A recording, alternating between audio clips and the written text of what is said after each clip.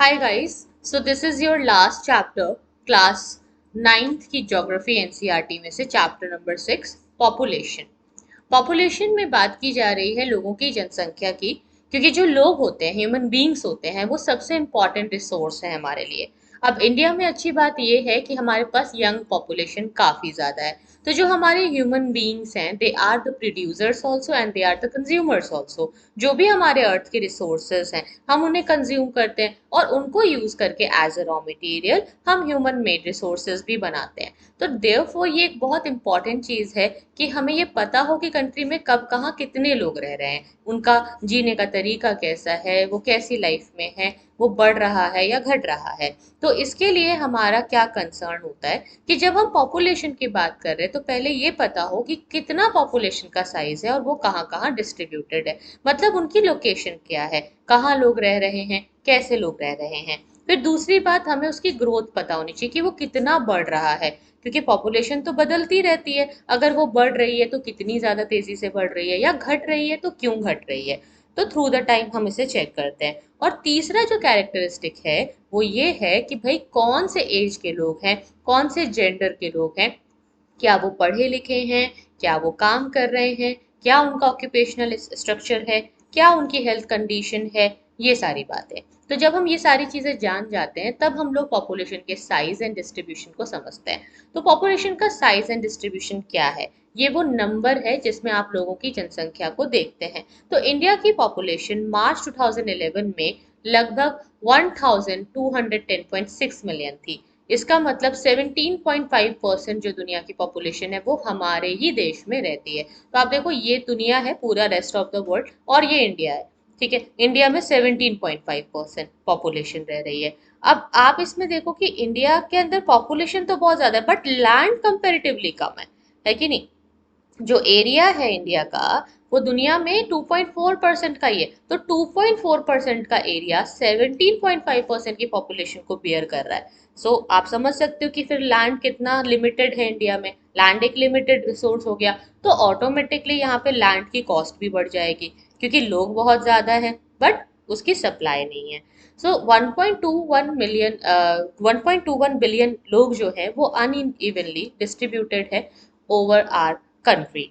इस vast area में 3.28 million square kilometre का एरिया है, जो कि दुनिया का 2.4% ही है बस। लेकिन फिर भी इसमें इतने सारे लोग रहते हैं। इंडिया की पॉपुलेशन का डिस्ट्रीब्यूशन अगर आप डेंसिटी के हिसाब से या घनत्व के हिसाब से देखें तो वो क्या है, यानी कि कौन से राज्य में कितने ज़्यादा लोग हैं। तो डेंसिटी से आपको बेटर पिक्चर समझ में आएगी। डेंसिटी को कैसे कैलकुलेट करते हैं? Number of person per unit area. तो इंडिया में अगर आप देखें तो वैसे ही ऑलरेडी ये कंट्री बहुत ज़्यादा पॉपुलेटेड है, उसमें भी कुछ ऐसे एरिया हैं जो काफ़ी ज़्यादा पॉपुलेशन वाले हैं। जैसे कि एग्जाम्पल के लिए अगर आप देखें तो आपके जो है बिहार में 9% है, महाराष्ट्र में 9% है, उत्तर प्रदेश में 16% लोग रह रहे हैं। ठीक है, फिर आपके वेस्ट बंगाल में 8% है, आंध्र प्रदेश में फिर थोड़ा कम हो जाता है, 7% हो जाता है, मध्य प्रदेश में 6%, तमिलनाडु में 6, राजस्थान में 6, कर्नाटका में 5, गुजरात में फिर 5, उड़ीसा में 3%, केरला में 3%, झारखंड में 3%, असम में 3%, पंजाब में केवल 2% है। उसके बाद फिर जो बाकी के आपके इलाके हैं, जैसे कि छत्तीसगढ़ में 2% है, हरियाणा में 2%, दिल्ली में 1%, जम्मू कश्मीर में 1, उत्तराखंड में 1, और 2% आपकी दूसरी यूनियन टेरिटरीज में। ये हमारे पॉपुलेशन का डिस्ट्रीब्यूशन है।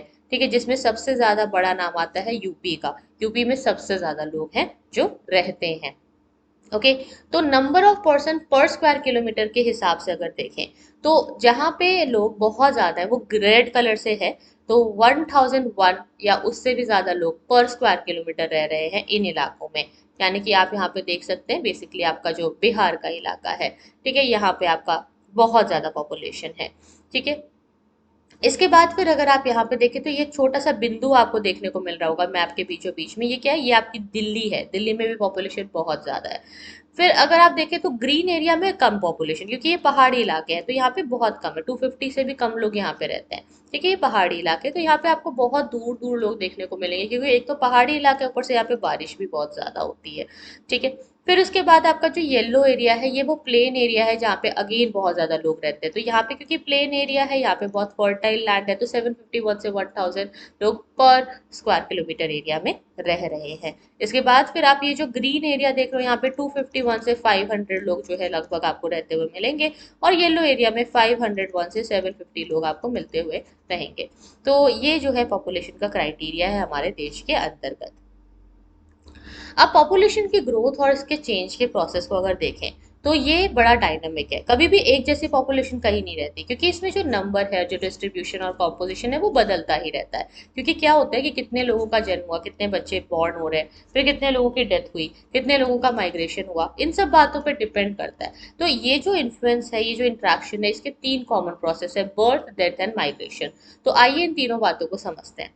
पॉपुलेशन की ग्रोथ जो होती है उसका मतलब ये है कि change in the number of inhabitants, एक कंट्री के अंदर, एक टेरिटरी के अंदर कितने लोग एक स्पेसिफिक टाइम में बदले हैं।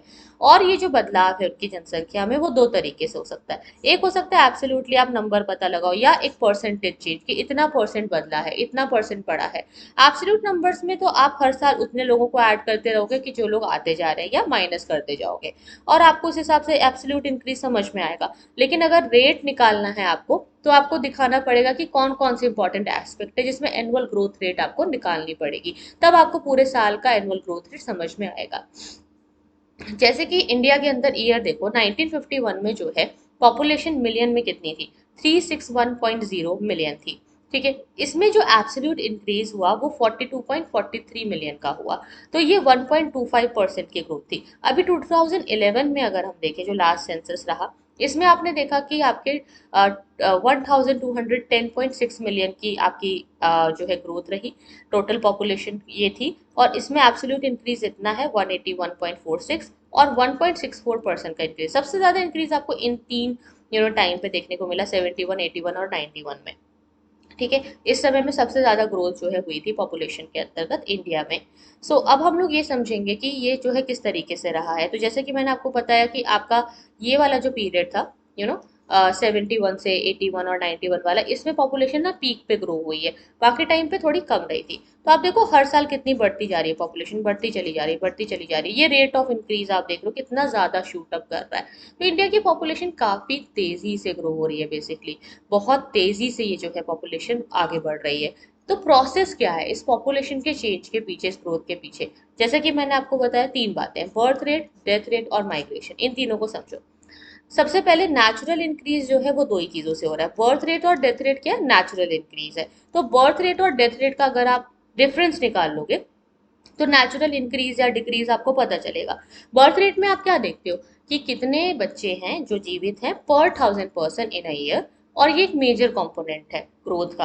क्योंकि इसमें क्या होता है, जो बर्थ रेट है वो काफी हाई होती है, और डेथ रेट जो है वो भी हायर रहती है।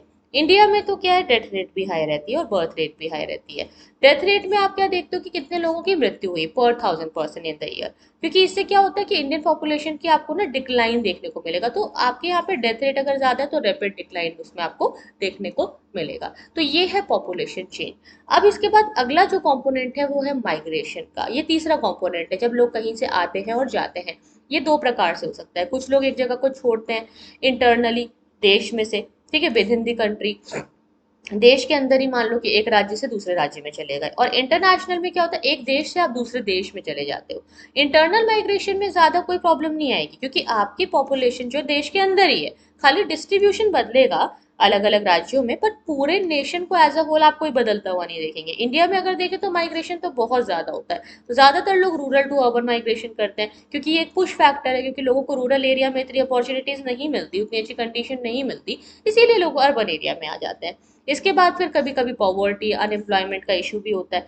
तो पॉवर्टी और अनएम्प्लॉयमेंट क्या है, वो ये इशू है जो लोगों को वहां से बाहर भेजते हैं, लोगों को बोलते हैं कि तुम जो है जाओ, पुश करते हैं। पुल फैक्टर क्या होता है, जो आपको अट्रैक्ट करता है, क्योंकि पुल में क्या होता है, employment opportunity, better living condition आपको अट्रैक्ट करते हैं। You can get a pull towards it, तो आप फिर वहां पे उस राज्य में आ जाते हैं। जैसे लोग दिल्ली में जाते हैं, महाराष्ट्र में जाते हैं, मुंबई में, चेन्नई में, पुणे में, हैदराबाद में क्यों जाते हैं लोग, बैंगलोर में क्यों जाते हैं, क्योंकि वहां पे जॉब्स हैं।